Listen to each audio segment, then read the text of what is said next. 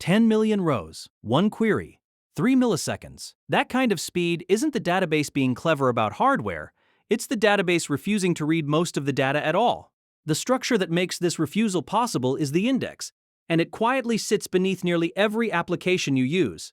Picture a user's table holding 10 million records. Searching for a single email without an index forces the engine to inspect every row, one after another, roughly 3 seconds of work. Add the right index, and the same lookup returns in about 3 milliseconds. That's a 1,000-fold difference on identical data.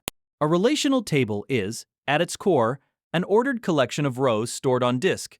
Each row is simply a set of column values laid out in sequence. When a select statement arrives with a where clause, the engine's fundamental job is to locate the rows whose values satisfy that predicate, the filtering condition. With no index available, the engine falls back to a sequential scan. It reads each row, compares the target column, and moves to the next. Cost grows linearly with table size. At 10,000 rows, the delay is invisible. At 10 million, that same scan becomes the performance bottleneck of the entire application. The intuition maps cleanly onto a printed book. To find every mention of a topic, you could turn every page in order. Slow, exhaustive, guaranteed. Or you could flip to the index at the back, locate the term alphabetically, and jump directly to the correct page. A database index performs exactly that second motion. An index is a secondary data structure, a separate object alongside the table. It stores two things. First, the values of the indexed column, kept in sorted order. Second, a pointer back to the full row in the main table. That sorted arrangement is what unlocks every performance gain that follows. Once the keys are sorted, the engine can apply binary search, halving the remaining search space at each step. 10 million comparisons collapse into roughly 23. This logarithmic speedup, where work grows with the logarithm of table size rather than the size itself, sits at the heart of every index. In practice, databases don't maintain one giant sorted list. They use a B-tree, a shallow, wide tree optimized for disk access. The root holds range pointers. Internal nodes narrow the search further. Leaf nodes store the actual keys and row pointers. The tree stays balanced as data changes, keeping lookup times predictable. A lookup starts at the root. The engine compares the target key against the root's range boundaries, descends into the matching child, and repeats. Eventually, it reaches a leaf, which hands back a pointer to the row on disk. 3 or 4 hops is typical, even for tables holding billions of records. Declaring an index takes a single line of SQL.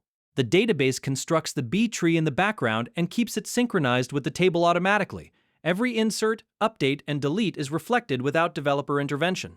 From that moment on, any query filtering on that column becomes eligible to use it. Placed side by side, the contrast is dramatic. The sequential scan plods through every row, touching data it will immediately discard. The indexed lookup descends a handful of tree levels and stops. Same query, same underlying data, radically different execution paths, and radically different response times. Indexes aren't free. Each one consumes storage proportional to the indexed column size. Every insert, update, and delete must also update the index alongside the table, so write operations become measurably slower, and each additional index adds maintenance overhead the query planner must weigh on every statement. The heuristic is straightforward.